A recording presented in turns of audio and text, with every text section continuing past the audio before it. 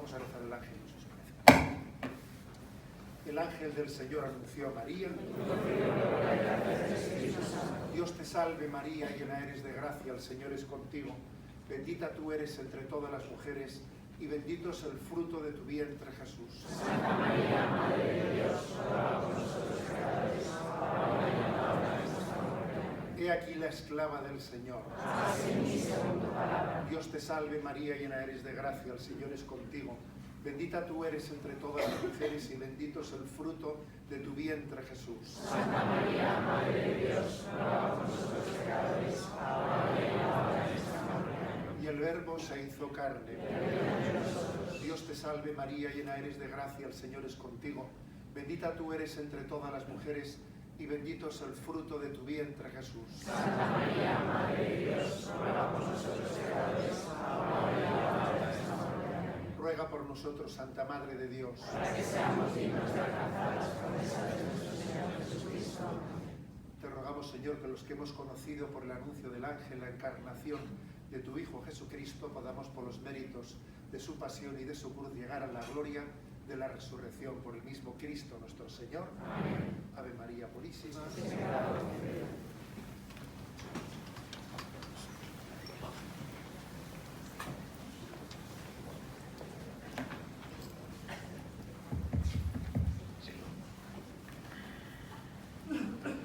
Buenas noches. Simplemente una palabra de presentación y de apertura del acto, aunque ciertamente pues Monseñor Munilla no necesita presentación, pero esto es lo típico que se dice cuando uno va a presentar a una persona conocida en este caso, ¿no?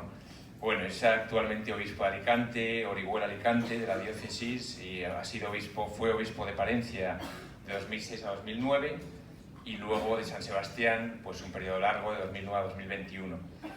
Y yo tuve el gusto, cuando estaba en la BAC, de publicar un librito que luego se difundió bastante, que se llamaba Creo, Señor, pero aumenta mi fe, diálogos sobre el credo. Y fue una experiencia, una entrevista luego publicada en forma de libro. Ya antes pues había varias publicaciones de Monseñor Munilla que nos llamaron la atención, la editorial, me acuerdo, ¿verdad? Las cartas sobre la mesa, a la luz de su mirada, y luego han venido otras muchas que dan fe pues de un obispo dedicado a enseñar el credo, que al final es una misión pues tan decisiva y tan central, que es la misión propia del obispo, ¿no? Enseñar la fe. Luego pues, en fin, a través de diversos medios de radio, YouTube, en fin, medios de todo tipo, medios de prensa, pues la figura de Monseñor Munilla pues ha sido ya conocida en toda España, ¿verdad? Y pues hemos tenido la oportunidad de escuchar las explicaciones del credo a través de la radio, de Radio María, en fin. El obispo pues es siempre episcopus, es decir, literalmente el que mira desde arriba, con el sentido del que vela, el que observa, el que pastorea, un vigía, atento al rebaño y atento pues también a la explicación de la fe, es velar sobre la fe, la misión del obispo. Así es que pues le agradecemos a Monseñor Munilla la presencia aquí para enseñarnos la fe, en concreto en un colegio, que es un lugar donde participamos de esta misma misión, porque al final lo que hacemos los profesores y el director y todos los que participamos aquí en este proyecto pues es enseñar la fe, introducir en lo humano y la grandeza que despierta Dios cuando se introduce en nuestra vida y en la vida de los alumnos. Pues sin más, le dejo la palabra ya a Monseñor Munilla. Muchas gracias. Gracias a vosotros. Muy bien. Educación y familia. Ese es el título de esta reflexión. Bueno, y estoy en un colegio. Estoy en un colegio, con lo cual será recordar que la educación no se juega exclusivamente en la familia. De hecho, no sé si sabréis todos que en el año 2013, pues la Conferencia Episcopal Española publicó unas orientaciones sobre la coordinación de la familia, parroquia y escuela, ¿no?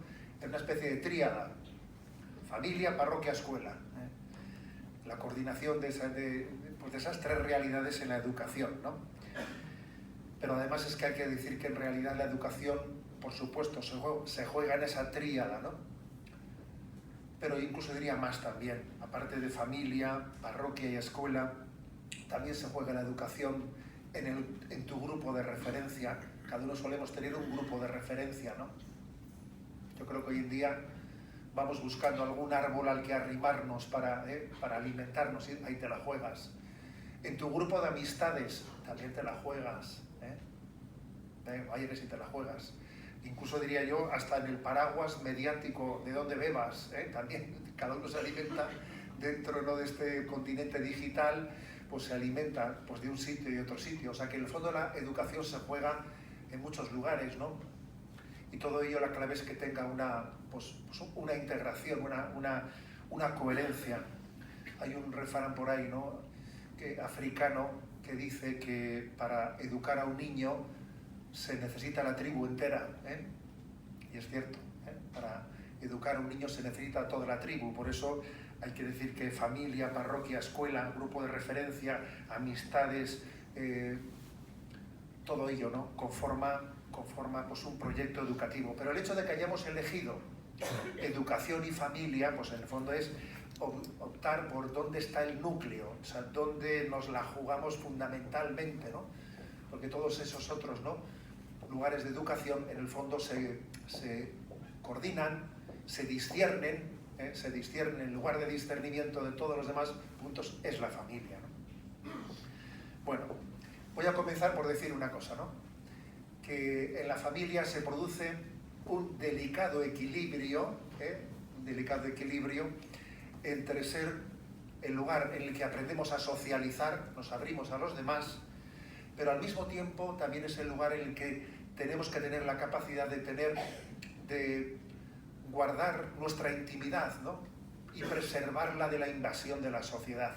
Hay una conocida frase de Chesterton, perdonad que la citaré unas cuantas veces, porque, en fin, algunos pues echamos mano de lo más recurrente para hablar tanto, en fin, ¿qué vamos a hacer? Y hay una famosa expresión de Chesterton que dice, ¿no?, que una familia fuerte es como un estado independiente. Yo muchas veces he dicho, bueno, esa frase de Chesterton si hoy en día le iba a costar decirla, porque claro, las fronteras del Estado hoy en día se pasan muy fácilmente, porque en un tiempo las fronteras eran más físicas, pero es que hoy en día la frontera ya te la pasa el móvil, te la pasa, claro, es que guardar tú las fronteras de ese Estado cada vez es más difícil, que tú tuteles las fronteras. Aún y todo, ¿no? Aunque ciertamente esa frase pronunciada 90 años después de Chesterton, pues claro, hay que ver que es mucho más difícil de mantenerla. Sin embargo, es una apuesta, ¿no? Una apuesta por decir, la familia es el lugar en el que por una parte nos abrimos a socializar, pero por otra parte también la familia es el lugar en el que nos atrevemos a preservar nuestra identidad, diciendo, bueno, tenemos el derecho, el deber de marcar pues una frontera, un territorio en el que entendamos que no debemos de permitir, ¿no?, que el mundo nos invada hasta el punto de impedirnos tener el proyecto familiar que queremos tener. Luego las dos cosas, lugar en el que socializamos y lugar también en el que guardamos nuestra identidad. Yo me voy a la hora de decir, algunas reflexiones, porque claro, es que esto podría ser tan amplio, he dicho, voy a elegir 5 aspectos, 5 aspectos concretos en qué sentido creo que la familia está llamada a ser educadora. Y he elegido 5, pues porque me han parecido, pues para una reflexión breve y concisa como esta, pues prácticos, 5 puntos prácticos. Creo que la familia es un lugar en el que, también hablo desde mi propia experiencia, en el que hemos sido educados en el sentido de la vida, en el sentido crítico, Cuidado, la palabra crítica no es una palabra, tener sentido crítico no es en el sentido de criticar negativamente, no, criticar, discernir, es el lugar en el que uno aprende a discernir, ¿no? Y esto creo que es muy importante. El sentido crítico es un sentido que discierne qué es lo positivo y qué es lo negativo, ¿no?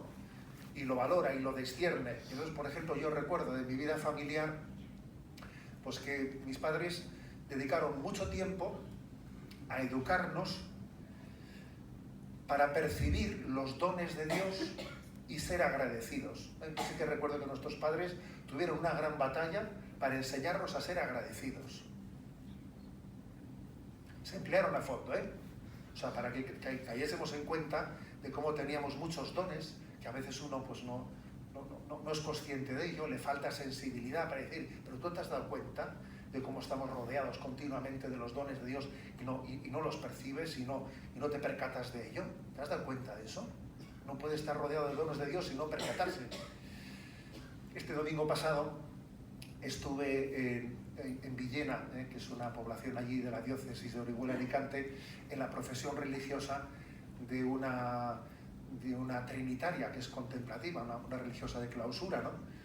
Que se llamaba Sor Cecilia, y bueno, fue maravilloso, ¿no? La profesión religiosa. Pero lo que me llamó la atención es que en las palabras últimas que pronunció al final, pues va la mujer y dijo, bueno, oye, cara, ella había sido educada desde Valencia, pues por una familia profundamente católica, ¿no?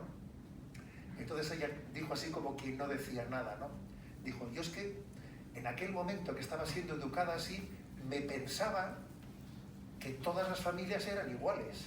Yo me pensaba que lo que me decían a mí se lo decían a todo el mundo, que era lo natural, ¿no? Lo típico, ¿no? Y claro, luego me he dado cuenta que no, que era un auténtico privilegio, ¿no?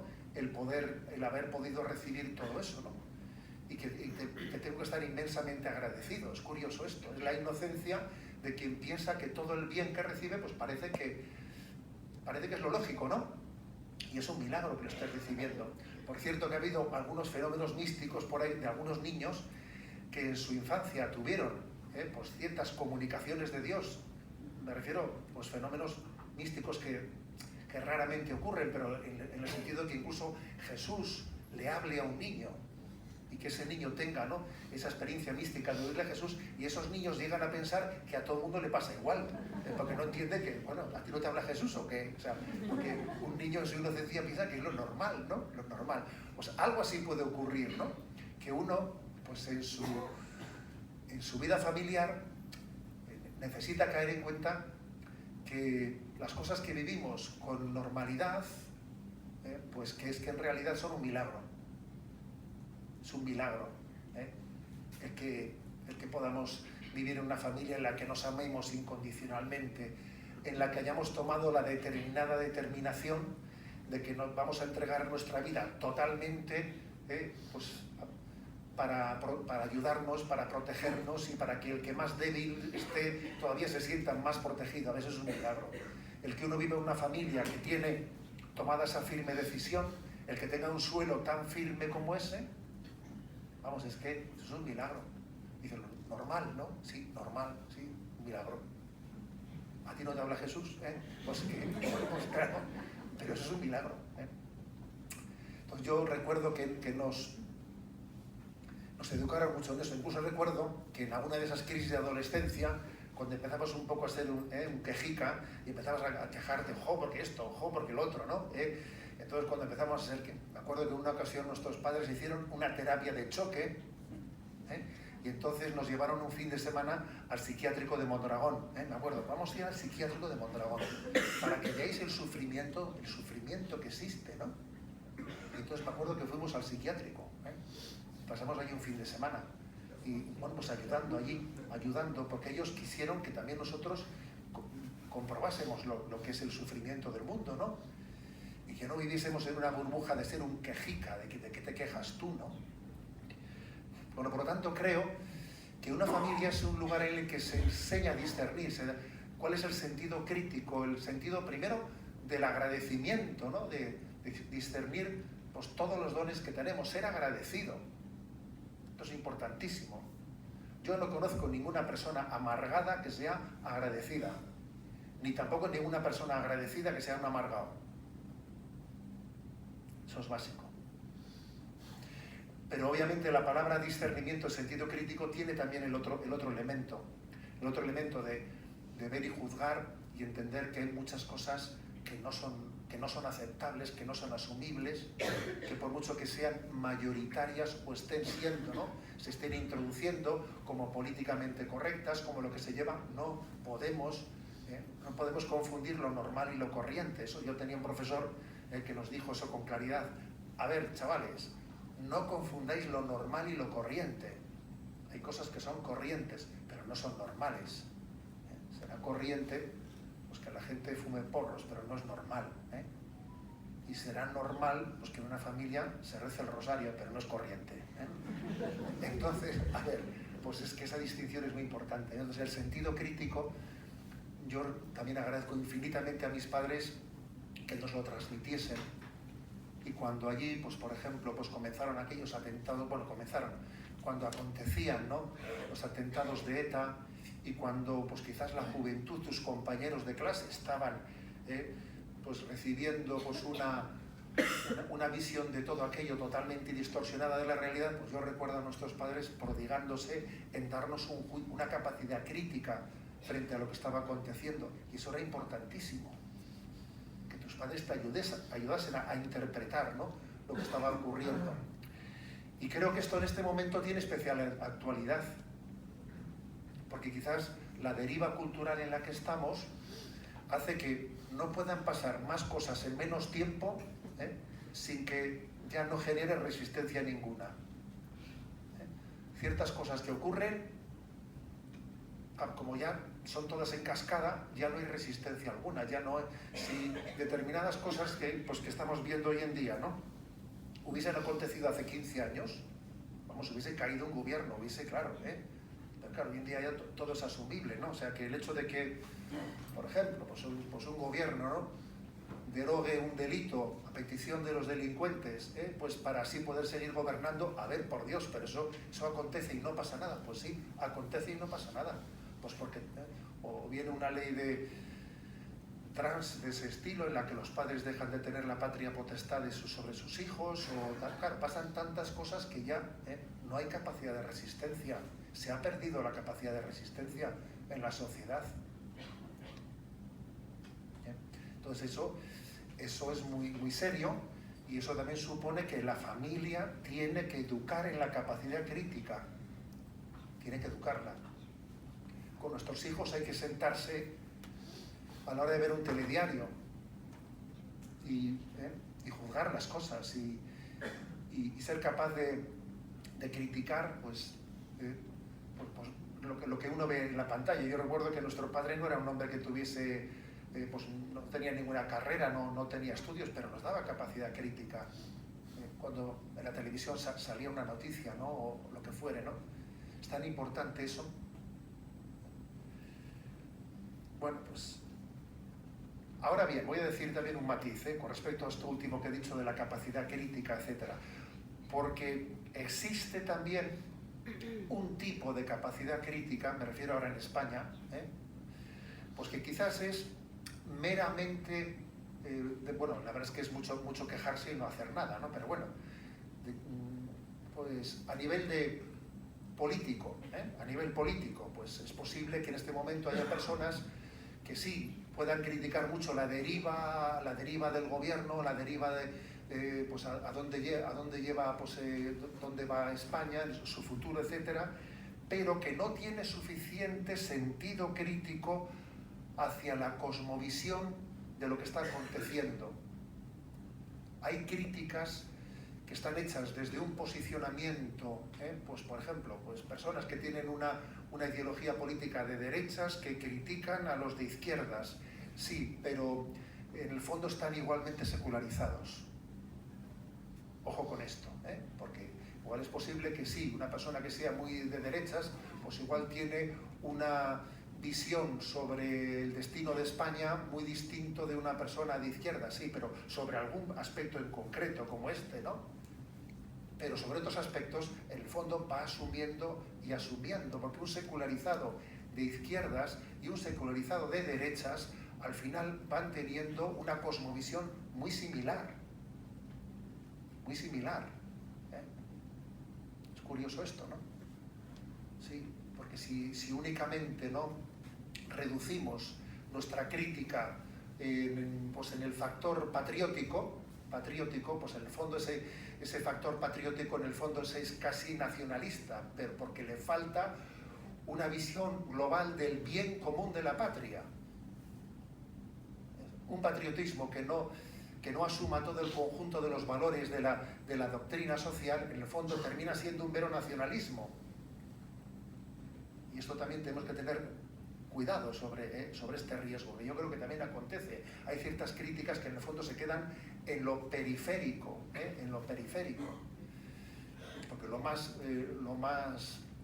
tremendo ya no es si el modelo del Estado es de este estilo, del otro estilo, si es centralizado, si es descentralizado. A ver, claro que tenemos derecho a opinar sobre eso, pero lo más sustancial es nuestra concepción del bien común, del bien común.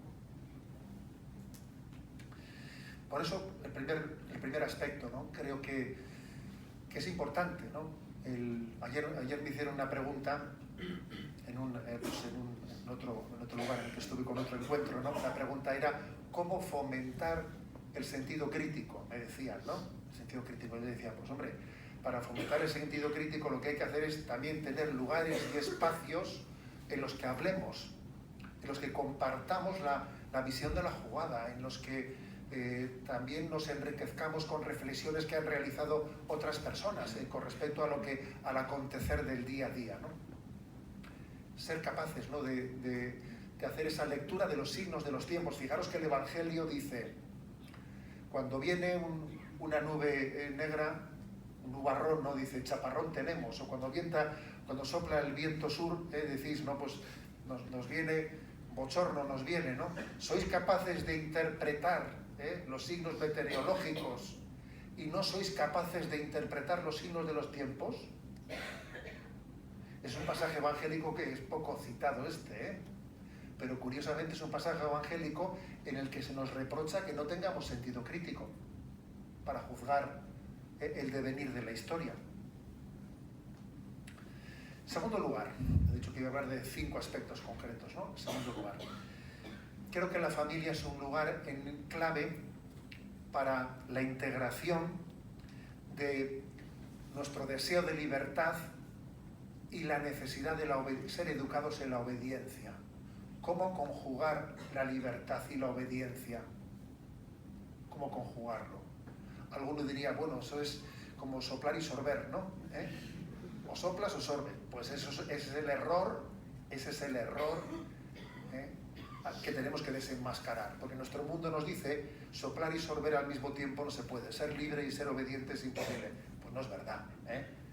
Viene Chesterton y te dice, ¿por qué todos los tontos del mundo piensan que solamente uno es libre cuando desobedece? A ver, ¿por qué? O sea, pues este chico es muy libre porque siempre hace lo que le dé la gana y no es muy libre. A ver, pero nos hemos tragado eso, eso nos lo hemos tragado. Entonces la familia es el lugar en el que uno es educado al mismo tiempo, ¿no? En el ejercicio de la libertad y en el que somos educados en la obediencia. Y eso, que parece una dialéctica irresoluble, está perfectamente integrado en Jesucristo. Entonces, ahí tenemos que dar el do de pecho en esa capacidad educadora, ¿no? De la libertad y de nuestra obediencia a la verdad. Porque obviamente la libertad no es un fin en sí misma, sino que es un medio. Recuerdo un debate que hubo hace años entre Rodríguez Zapatero y don Antonio Cañizares. Tuvieron un encuentro en el que entre ellos, ¿no? Hicieron allí un debate, un encuentro de esos, ¿no? Hoy en día hacer una cosa así, madre mía, sería... Y fue interesante, ¿no? Aquel debate. Y me acuerdo que cuando don Antonio Cañizares arguía diciendo la verdad nos hace libres, pues recuerdo que Rodríguez Zapatero respondía diciendo la libertad nos hace auténticos, ¿no? Joder, el matiz era tremendo, La verdad nos hace libres versus la libertad nos hace auténticos, ¿no? Pero claro, afirmar la libertad me hace auténtico sin haber afirmado primero la verdad es la que me hace libre, pues es desdibujar completamente la realidad, ¿no? Entonces el gran drama está que la libertad se ha presentado en nuestra cultura como antagónica de la autoridad. Y ese es un gran drama. Entonces tenemos el drama en la que la figura del padre ha entrado en crisis completamente, la figura del padre especialmente ha entrado en crisis porque es imagen de pues ha sido una imagen de la transmisión de los valores, y entonces, bueno, hoy en día pues el hombre parece que lo único que sabe es lo que no tiene que ser, ¿no? No tengo que ser machista, no tengo que ser, pero bueno, entonces, ¿qué es lo que tengo que ser? Casi es una crisis tremenda, ¿no? No sé, la crisis de la paternidad es mucho más grande que la crisis de la maternidad. Parece que la madre, pues bueno, pues al final, pues aunque sea pues sacando las castañas del fuego, ¿sabes?, ¿no? Pues ya tiene su papel, ¿no? Pero la crisis de paternidad ha sido muy grande, porque en el fondo es la crisis de autoridad, ¿no? Escuché a una religiosa que está en Perú, pues contaba ella que cuando llegó el Día de la Madre, ella está en una cárcel, en una prisión de Perú, que eso es tremendo, ¿no? La cantidad de miles de internos que tienen en esa prisión. Y bueno, pues que llegó el Día de la Madre y se le ocurrió hacer como una postal para felicitar a las madres y ofrecerse a los presos. ¿Quién quiere una postal para mandar a su madre? Bueno, ahí empezaron a pedirle las postales, ¿no? Y le quitaban las postales de la mano. Y bueno, hasta donde llegó, y se quedó sin postales. Y luego llegó San José, el Día del Padre, ¿sabes? Se le ocurrió hacer lo mismo. Dijo, voy a hacer lo mismo, pero esta vez no me voy a pillar los dedos, voy a hacer un montón, ¿sabes? ¿No? Hizo un montón de postales, ¿sabes? Y anunció la postal para felicitar al padre y se quedó con todas las cajas en el despacho. Dice, nadie me venía a pedir una postal para felicitar a su padre. Entonces, claro, es que era el retrato perfecto, ¿eh? Es el retrato perfecto de lo que ha acontecido pues, en esta crisis tremenda de la figura paterna, en la que, claro, pues la libertad se ha quedado como contrapuesta a un sentido de un reconocimiento, de una transmisión de una verdad, ¿no? Y eso ha generado muchísimas heridas. No hace mucho, en una visita pastoral que tuve en Villajoyosa, que algunos igual ya conoceréis, Villajoyosa es uno de los municipios que hay por allí en Alicante, etcétera, ¿no? Entré en la iglesia y vi una imagen de San José, dándole un beso lleno de ternura al niño Jesús. Entonces me maravilló esa imagen, ¿no? La imagen de San José mostrando la ternura, dándole un beso al niño Jesús. O la imagen del niño Jesús besando a San José, porque me dije, es que ciertamente necesitamos, ¿no? Romper con el falso paradigma que se ha hecho, que la mujer es imagen de la ternura, pero sin autoridad, y el hombre es imagen de la autoridad sin ternura. A ver, hemos hecho unos estereotipos, ¿sabes?, que nos han llevado después a quebrarnos interiormente, ¿no? A quebrarnos. Por eso creo que detrás de esta no integración de la verdad y de la libertad hay pues, muchas consecuencias. Por ejemplo, la misma crisis de la ideología de género, en el fondo nace de ahí, de pensar que yo tengo pues, un deseo, que yo soy libre de llevar adelante, ¿no? Pues de mis deseos sin ningún tipo de límite. A mí no me va a venir ningún tipo de cortapisa que me va a decir que yo tengo que circunscribirme a mi naturaleza, ¿no? A mí mi naturaleza no me condiciona, yo soy libre de alguna manera de buscar mi propia identidad, ¿no? Pues obviamente llevándonos al precipicio. Bien, por eso, ¿no? en esa educación de libertad y de obediencia, pues en el fondo hay que decir una cosa. A ver, yo creo que en la familia se nos ha enseñado como el ejercicio verdadero de la libertad consiste en ser capaz de determinarnos a nosotros mismos. O sea, la mayor libertad que uno conoce es la de obligarse a sí mismo. Si yo me obligo a mí mismo, estoy llevando a cabo el ejercicio supremo de la libertad. Obligarse a uno mismo, ¿no? Obligarse a uno mismo, pues por amor. Obligarse a uno mismo, pues por servir a la verdad. Hemos sido educados en pequeñas cosas, ¿no? En pequeñas cosas, en esa obligación hacia nosotros mismos. Muy ligado a lo anterior. Tercer lugar. la familia es el lugar en el que de una manera determinante vamos a forjar, a educarnos en la fortaleza interior. En la fortaleza interior. Porque este devenir cultural ha generado pues una imagen de un joven, de un adolescente. Bueno, hoy en día la verdad es que cada vez hay menos diferencias intergeneracionales. Antes se hablaba mucho de las grandes diferencias intergeneracionales. Hoy en día la verdad es que me parece a mí que todos participamos de las mismas debilidades, pero somos muy frágiles, somos muy vulnerables, somos muy blanditos. O sea, es así, nos rompemos facilísimamente, nos rompemos muy fácilmente.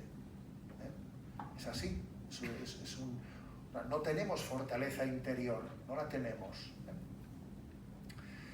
Hace 3 años fue el funeral de nuestra madre, casi 3 años, ¿no? Y recuerdo que en el funeral, en la homilía del funeral, pues, porque ella murió con 90 años, no sé si tenía 90, 91, y claro, y era hija de una generación que había vivido pues en España la posguerra, era una niña, ¿no? En la guerra, pues había vivido la posguerra, pues con una fortaleza increíble. Y a veces yo recuerdo que siempre ella me contaba anécdotas, ¿no? Anécdotas increíbles, increíbles, de cómo habían vivido aquel momento. Y yo me acuerdo que con auténtica fruición escuchaba esos relatos, escuchaba con fruición. Y me encantaba que me relatase en los episodios heroicos, ¿no? En los que habían podido vivir, pues pasando hambre, soportando también situaciones de persecución. Bueno, muchísimo, no voy a ponerme aquí a contar detalles, obviamente, ¿no? Pero a mí me impresionaba. Entonces recuerdo que en el funeral hice una referencia, ¿no?, que había leído en un escritor norteamericano que describía el devenir cultural de este tiempo, lo describía como en 4 momentos, ¿no? Decía, los malos tiempos dieron a luz gente fuerte. Y uno se acuerda pues, de Juan Pablo II, con todo lo que vivió, pues, en Polonia, pues, la generación en España que vivió aquel momento de la guerra civil, ¿no? Los malos tiempos dieron a luz gente fuerte. Luego la gente fuerte dio a luz buenos tiempos, tiempos de prosperidad, de paz. Ahora, los buenos tiempos dieron a luz gente débil, ¿no? Y la gente débil dio a luz malos tiempos. Entonces yo me acuerdo que prediqué sobre eso y luego en redes sociales compartí los 4 momentos, ¿no? Compartí los 4 momentos. Los malos tiempos dieron a luz gente fuerte. La gente fuerte dio a luz buenos tiempos. Los buenos tiempos dieron a luz gente débil. Y la gente débil dio a luz malos tiempos. ¿En cuál de estos 4 momentos crees que estamos? Encuesta de Twitter. Entonces lancé la encuesta de Twitter, ¿no? Y fue graciosísimo. Porque obviamente todo el mundo se peleaban entre el tercero y cuarto.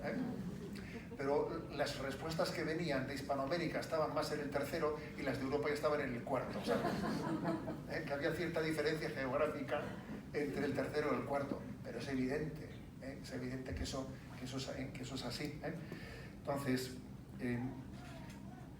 nuestro devenir cultural ha hecho pues, que perdamos esa educación en la fortaleza en el seno de la familia, ¿no? Entonces creo que esa fortaleza se tiene que abordar en pequeñas cosas, como por ejemplo son la educación en el comer, aprender a comer de todo, Yo recuerdo pues que nuestro padre, pues cuando había un plato combinado, pues nos decía, a ver, tú primero comes lo que menos te gusta, y para el último dejas lo que más te gusta, no al revés la cosa. Entonces, a ver, pues es que uno asumía eso y lo asume perfectamente, y luego llega un momento en el que ya terminas por no saber qué te gusta más, te gusta todo, ¿sabes?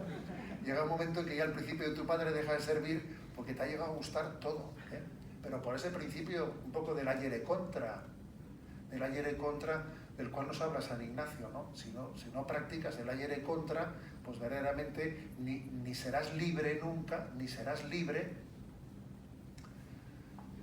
ni tampoco sabrás lo que significa fortaleza. ¿no? Porque en ti, yo hago lo que me da la gana. Sí, haces lo que te manda tu gana, que es una dictadora, y hace contigo lo que quiere. Vamos a hablar con precisión, Entonces, que es una señora que es una dictadora, esa gana, ¿no? Entonces, esa batalla interior hay que darla con decisión. Cuando luego viene San Ignacio de Loyola diciéndote, en tiempos de turbación no hagas mudanza, obviamente para eso hay que tener fortaleza interior, porque si no tienes fortaleza interior, en cada momento que estás mal sales corriendo, y huyo, y huyo, y huyo, Y claro, estoy continuamente huyendo porque no sé abrazar la cruz y quedarme quieto. No sé quedarme quieto. Pues toda la espiritualidad ignaciana supone esta educación, Esta educación de haber sido forjado en una fortaleza interior que al mismo tiempo ha integrado libertad y obediencia, la ha integrado, es que si no, eso es un pequeño desastre, ¿no? Yo me acuerdo que a los 2 años, o a los 2 o 3 años de ordenarme sacerdote, hace ya, ordené con 24 años, fíjate tú, con 24 años. Pues creo que cuando tenía 26 o 27 salió aquella famosa película del Club de los Poetas Muertos, Y me acuerdo que fui a verla y dije, madre mía, la que nos viene encima con esto. Porque claro, tú observabas que además de una manera muy atrayente, etcétera, todo el mundo que salía de ver la película estaba encantado, porque no hay juicio crítico, no hay juicio crítico. Pues todo el mundo estaba obnubilado, pues por esa imagen en la que déjate llevar, ¿no? Déjate que tu intuición, tus impulsos, tus primeros impulsos son los verdaderamente auténticos, ¿no? O sea, lo más auténtico, lo más tú es tu primer impulso, madre mía, tu primer impulso, tú. Entonces, claro, pues se estaba poniendo las bases de una auténtica hecatombe, como ha ocurrido, claro. Se estaban poniendo las bases de una hecatombe. Entonces, la educación en la fortaleza interior, pues es decisiva. Es decisiva. Y se lleva en pequeñas batallas. Yo creo que en mis tiempos el tema de la comida solía ser uno de los principales. Hoy en día el tema del móvil es uno de los principales. Van cambiando, ¿no? las trincheras, pero la guerra es la misma. Pues igual alguno hoy en día diría, más fácil era lo de la comida que lo del móvil. Pues sí, no te digo que no. No te digo que no. Pues posiblemente lo de la comida... Pero fíjate, al final, te digo yo que la batalla de la comida va a condicionar la del móvil. Y la del móvil condicionará más cosas, porque todo está unido.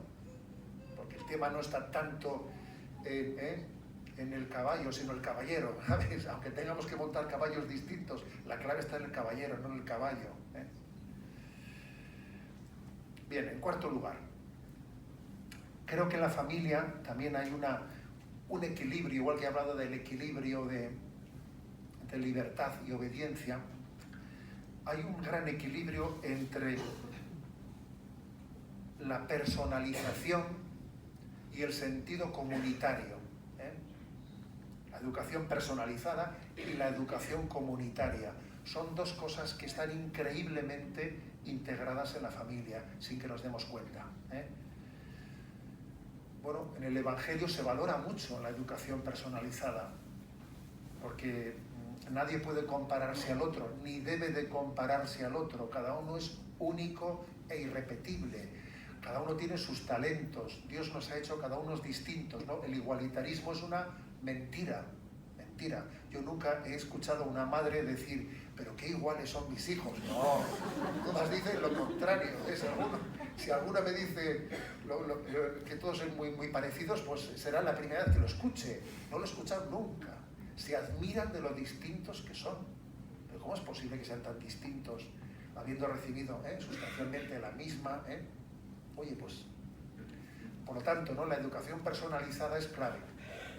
El que alguien en esa educación personalizada perciba que es amado de un modo singular, irrepetible, no comparable, ¿no? Lo que muchas veces se ha dicho, ¿no? Una madre no tiene 5 hijos, no, tiene 5 veces un hijo único, o sea, es cierto en ese sentido, ¿no? Pero ojo, esto hay que equilibrarlo, obviamente, hay que equilibrarlo. Esa frase de que una madre no tiene 5 hijos y no tiene 5 veces un hijo único es una frase que quedará bien, pero no. tiene 5 hijos y son hermanos. Y es muy importante eso. Y es muy importante. Es muy importante porque una cosa es nuestra personalidad, pero otra cosa es el singularismo. Y el singularismo es también pues, una enfermedad espiritual. Y fíjate, la regla de San Benito, que estamos hablando, la regla de San Benito, ya se advierte de este riesgo del novicio, que es el singular, de que él siempre tiene que ser especial, que él siempre, que no se puede someter a la norma común. No, él siempre tiene permisos especiales. A él todo tiene que ser ponerle aparte. Y San Benito dice, cuidadito con ese, dice, a este venga, a la regla común con todo el mundo, que se ponga en la fila con todos los demás, que eso también le va a educar el integrarse, o sea, qué equilibrio, ¿verdad? Es este, el tener la conciencia de nuestra singularidad sin caer en singularismos. Por eso es tan importante pedir los dones del Espíritu Santo para ver cómo se conjuga eso. Porque es verdad, hace falta los dones del Espíritu Santo para ejercer bien la paternidad y la maternidad. Entender cuando un día uno aprieta el acelerador y otro día lo levanta, porque dice que hoy es un día distinto al de otro día y quizás hoy no me toca pues apretar el acelerador, pero otro día sí lo voy a hacer. Entonces, la experiencia de la hermandad, de tu relación con tus hermanos, es determinante, ¿no? Es determinante para superar el narcisismo, para superar luego la dificultad de sociabilizar, ¿no? O sea, en la relación que tenemos con los hermanos, la verdad es que funda nuestra vida. Yo lo puedo decir, claro, también para un sacerdote, pues todavía yo creo que es un poquito más, si me permitís los matrimonios que os diga esto, porque quizás un sacerdote, ¿no?, al no tener pues fundada una familia, para él su relación de hermanos es fortísima, es muy fuerte porque es un vínculo que te constituye, con el que compartes la jugada de la vida, claro.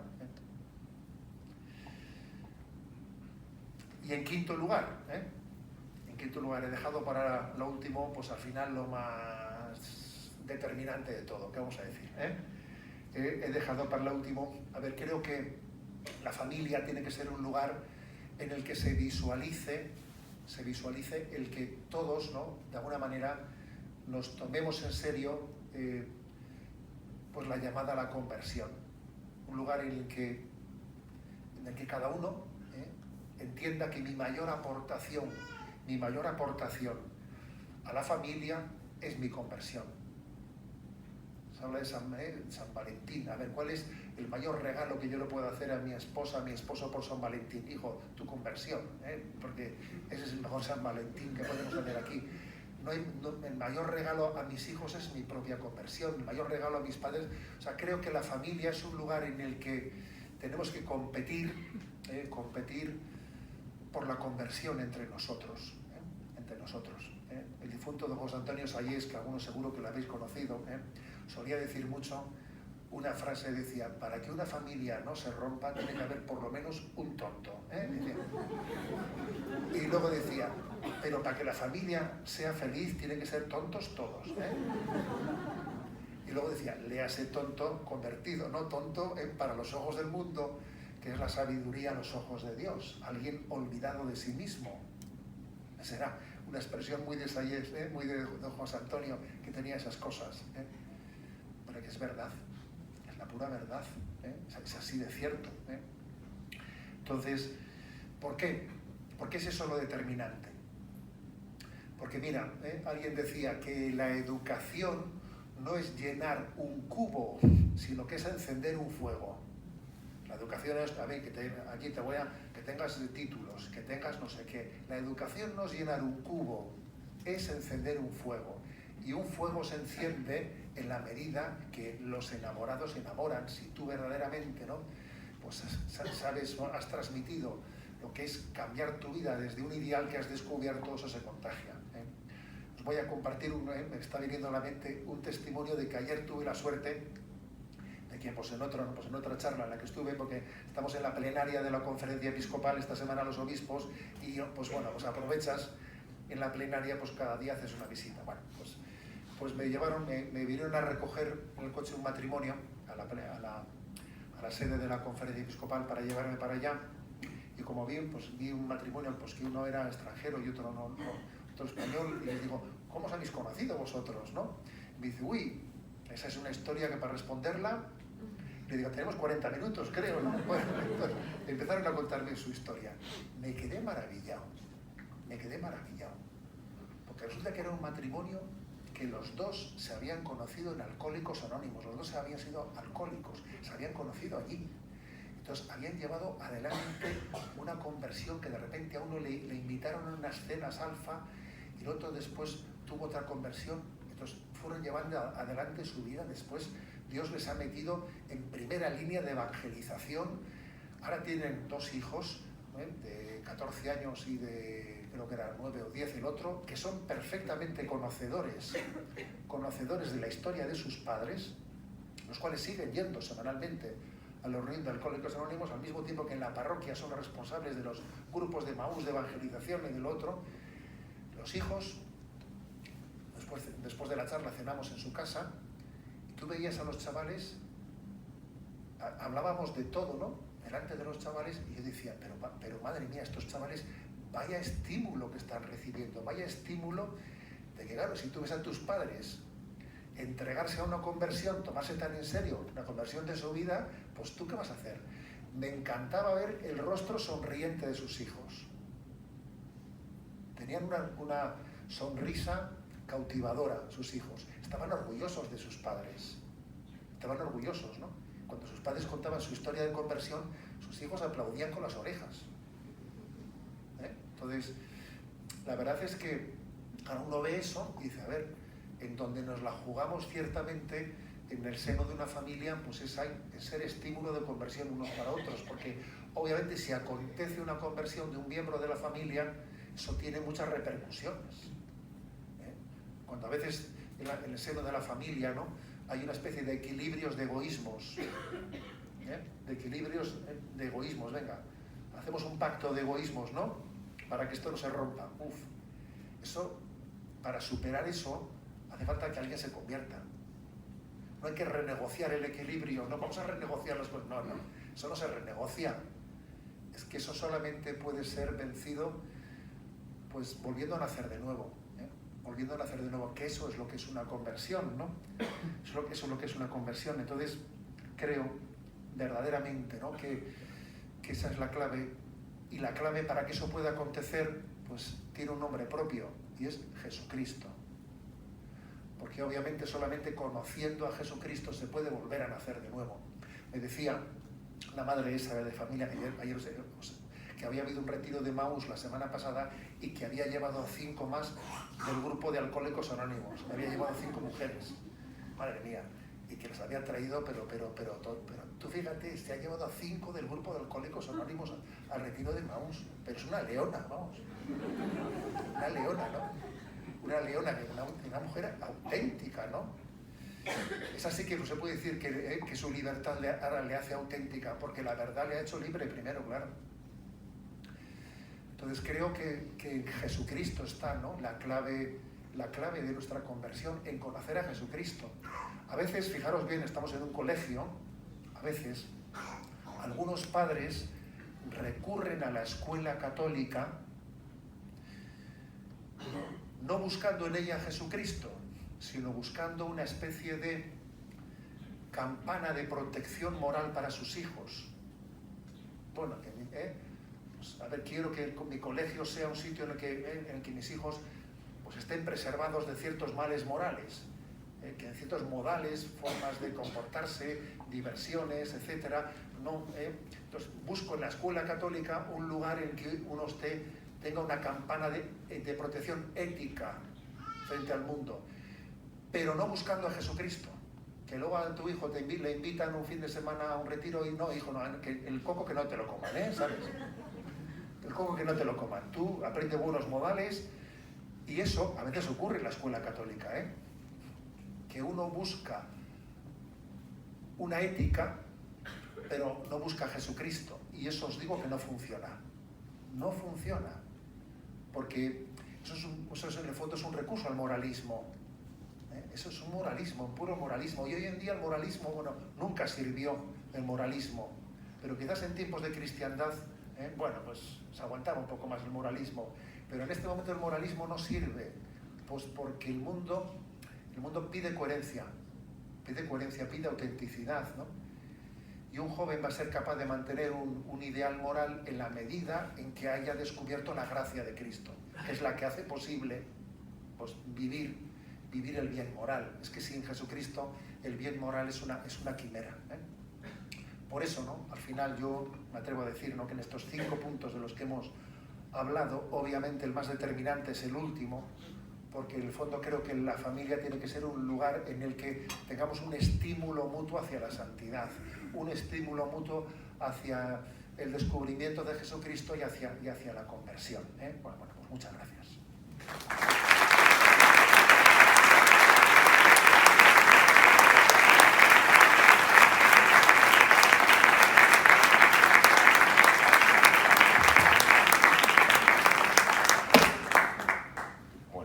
Mucho estas palabras que verdaderamente nos entusiasman con la tarea de educar a todos en el colegio, en la familia. Yo creo que nos da tiempo a alguna pregunta, si alguien pues quiere, tenemos unos minutos todavía, así es que pues levantéis la mano y pasamos el micrófono quizá a quien quiera preguntar.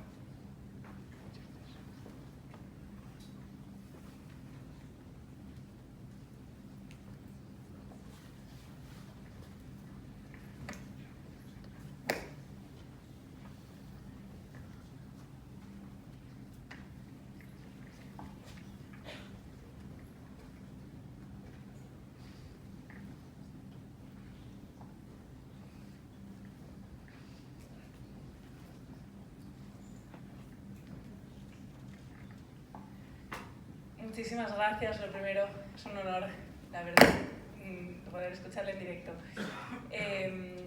Yo quería preguntarle, ha hablado del criterio y luego ha comentado este caso de esta familia que hablaban de todo delante de sus hijos, y yo siempre tengo la duda tenemos varios hijos de diferentes edades y los mayores ya empiezan a saber bastante de cosas que no quiero que los pequeños escuchen.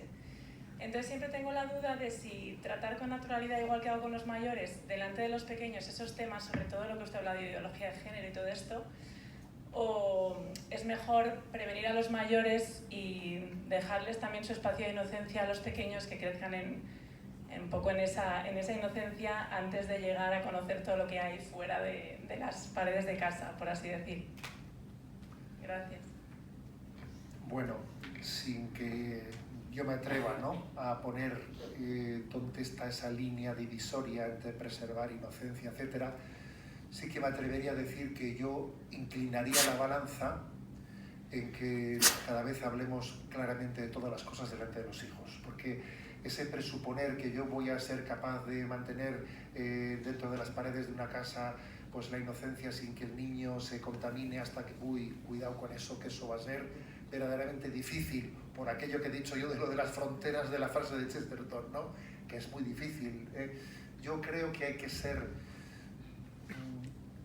claros, y además también nuestros hijos, cuando ven ellos que estamos compartiendo cosas fuertes, o sea, potentes, esenciales en la vida, ellos van tomando conciencia de responsabilidad, porque una inocencia a la que el niño es preservado de todo le puede también desarrollar más tarde el sentido de la responsabilidad, porque todo es happy, ¿sabes?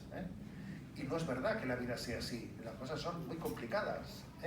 Entonces uno conviene que vaya percibiendo que la vida es dura y que tiene que haber una gran batalla, y que eso que yo vivo en el seno de mi familia no es exactamente así fuera de la familia, y que esta batalla hay que llevarla adelante. Pues yo creo que, bueno, no me atrevo ahora a concretar eso en edades o lo que sea, ¿no?, pero yo creo que es un valor muy grande el poder hablar delante de los hijos abiertamente de los problemas de la vida.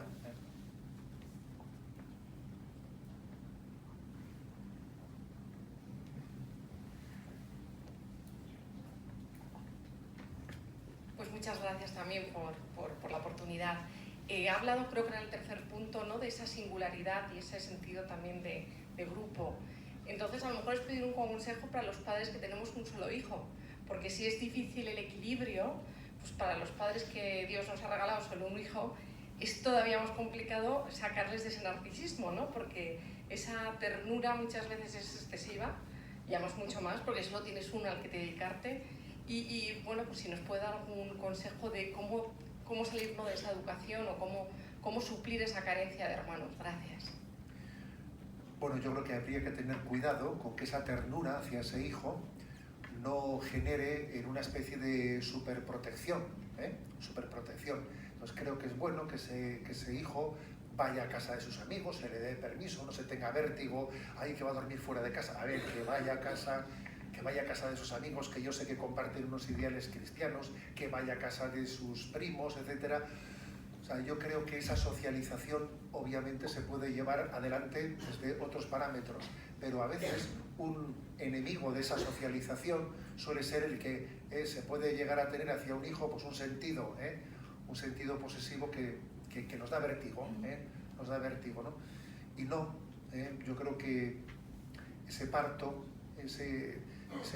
que supone, ¿no?, pues el que el hijo nazca de nuestro seno, también ese parto se tiene que producir a la hora de que el cordón umbilical tiene muchos sentidos, ¿no?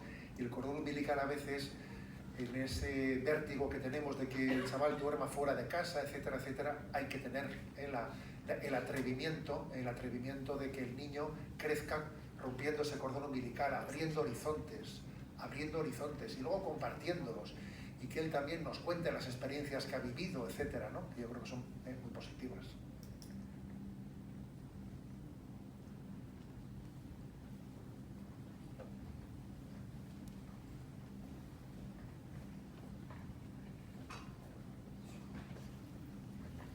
Muchas gracias, monseñor. Yo le quería preguntar por los que estamos en proceso, en estudios de ser sacerdotes, que le quería preguntar por cuál es su opinión, la misión del capellán, sacerdote, pastor, en esta educación que es, en este ambiente que es la familia. Bueno, la verdad es que claro, la pregunta, yo sí diría lo siguiente, a ver, yo creo verdaderamente en que las vocaciones se iluminan y se estimulan entre ellas, son muy estimulantes. Yo suelo contar, por ejemplo, a mí el bien que me hizo un sacerdote jovencito, con mis 24 años, y fui a Zumárraga, fue el único destino que tuve, estuve 20 años de cura en Zumárraga, hasta que luego con 44 fui obispo, ¿no? Pero claro, tú fíjate, llegas allí y para mí fue muy importante el haberme encontrado con familias católicas. No había muchas, pero me refiero con una conciencia de plena adscripción, me refiero, con una conciencia crítica frente al mundo. Pues muchas no habría, pero algunas había, ¿no? Entonces, el que con ellas tuviese yo una relación más estrecha, que te invitaban a su casa, que tú compartías su lucha por la educación de sus hijos, te hacía un bien inmenso a ti, porque tú veías la batalla que ellos llevaban y dices, si estos pelean así, yo pues tengo que darlo todo, ¿no? Porque claro, sabemos lo que es una familia en la que los hijos lo piden todo y uno no tiene para sí ni un metro cuadrado, no tiene ni un minuto para él, y entonces tú veías que aquello era la guerra en el buen sentido, y tú obviamente te estimulabas. Y ibas viendo también cómo para ellos tu vida sacerdotal pues era un estímulo también, era un estímulo de poner a Dios en el centro de la vida. Te agradecían mucho que con sus hijos pudieses tener pues también una relación en la que hicieses un seguimiento de su crecimiento, etcétera, ¿no? Entonces yo creo verdaderamente que la interacción entre las vocaciones es muy positiva, es muy estimulante. Recuerdo una anécdota que, estando dando ejercicios espirituales en el seminario de Guadalajara, en México, que es un seminario de los mayores del mundo, que tiene cientos de seminaristas, ¿no? Que madre mía, aquello, más que dar ejercicios espirituales, parece que estás dando una misión popular, ¿no? Y claro, después entre charla y charla, yo iba recibiendo a los seminaristas, y había uno que era hijo de una familia, madre mía, de una familia de esas descendientes de los cristeros, de los mártires de la guerra, que era una familia numerosa, pues él me dijo, el chico, ¿no? Me dijo que él, claro, tenía una familia pues, que él admiraba, ¿no? Maravillosa. Y tenía un cierto remordimiento de que con una familia así, pues al haber sentido la vocación a ser sacerdote, como si hubiese despreciado el modelo de sus padres, ¿no? Le dije, no, hijo, no, pues por ahí no tienes peligro. ¿No? Peligro me daría más bien, pues que hubieses tenido un modelo de familia desestructurada, ¿no?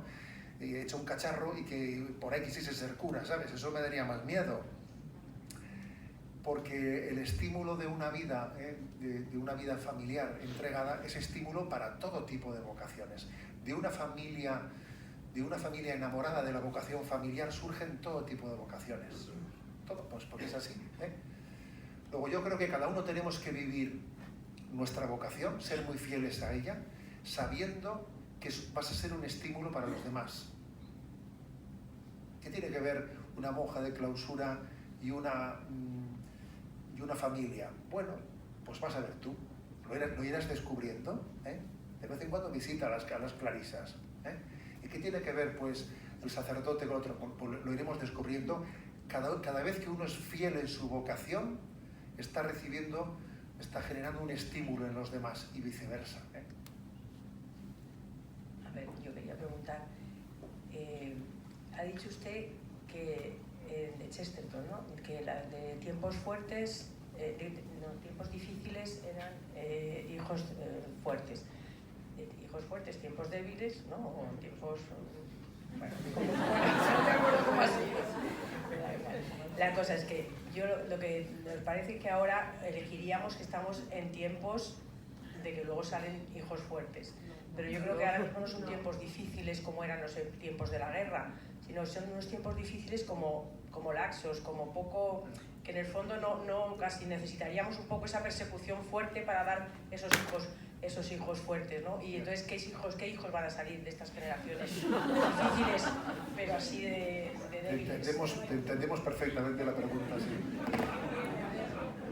No era de Chesterton esa frase, esa frase no es de Chesterton, pero bueno, entiendo perfectamente. A veces yo he dicho, a ver, ¿qué tiene que ocurrir aquí para que vuelva a ponerse? ¿Qué pasa? ¿Que tiene que haber una guerra? ¿O qué? Una guerra que nos... Pues obviamente nosotros no somos los señores de la historia, ¿no? Estos días que son los últimos días del año litúrgico, por cierto, se leen evangelios apocalípticos. Estamos en unos días últimos del año litúrgico en los que se proclaman los evangelios apocalípticos del final de los tiempos. Habrá grandes pruebas y no sé qué. Yo me acuerdo de todo eso, dije, pues, a ver, sin duda Dios tendrá un designio en el que seremos probados, seremos perseguidos, seremos purificados. No lo sé cómo será eso. Obviamente hay que ser muy humilde cuando uno habla de esos signos de los tiempos difíciles, ¿no? Que pueden acercarse, pero hay que estar preparados para las pruebas, porque precisamente esos evangelios apocalípticos nos piden que estemos preparados para las pruebas. No fue hace mucho que le escuché pues en una charla, no sé si fue el obispo de San Francisco, un obispo estadounidense, ¿no? Se atrevió a decir, dice, igual yo soy el último obispo de esta diócesis que se jubila y muere naturalmente. Igual los próximos que vengan igual morirán en la cárcel y los siguientes igual mártires, Dijo eso, que yo me quedé conmovido cuando lo escuché. Diciendo, igual soy el último que se jubila así de una manera pacífica. Igual el siguiente termina en la cárcel y el siguiente mártir. No lo sabemos, ¿no? Pero sí que es verdad que hay que hacer un acto de confianza en el Señor de la historia. Dios es Cristo Rey. Vamos a celebrar, acabamos de celebrarla, ¿no? Esa afirmación de que Cristo es Rey. Y entonces Él es el Señor de la historia y Él sabe de qué manera de estos tiempos difíciles nace gente fuerte. Porque ciertamente, que de estos tiempos difíciles surja gente fuerte, supone que tiene que haber resistencia cultural, que nos tenemos que poner las pilas, que nos tenemos que llamar la conversión, que en vez de dedicarnos a quejarnos, todo esto nos lleve a la conversión, ¿sabes? O sea, la clave está en que en vez de dedicarnos a a decir qué mal y qué fatal está esto, esta crisis tan grande que estamos viviendo nos lleve a la conversión. Y así de estos tiempos difíciles surja gente fuerte. Porque en el fondo, gente fuerte y gente convertida es lo mismo, ¿eh? Pues muchas gracias. Terminamos solamente con, como estamos en un colegio, con un regalo de un libro voluminoso, además un diccionario. Así es que, bueno, muchas gracias, monseñor Munilla, y a todos los que habéis venido, agradeceros la presencia y ya, pues, terminamos un diccionario de sexo, amor y fecundidad, realmente una obra de peso.